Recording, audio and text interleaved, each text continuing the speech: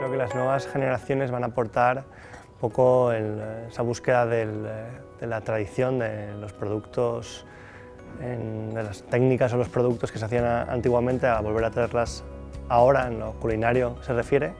Y en cuanto a más la tendencia, yo creo que va a ser más el inconformismo, ¿no? Las ganas de cambiar las cosas, de superarnos, búsqueda de la sostenibilidad, productos, digamos, saludables, todas esas nuevas tendencias que creo que desde la juventud pues se están potenciando. Como he dicho antes, creo que irá sobre todo por la línea de sostenibilidad y salud, ser mucho más conscientes nosotros como personas de lo que comemos y pues que esté de acuerdo con nosotros a nivel de salud y con el planeta a nivel de sostenibilidad.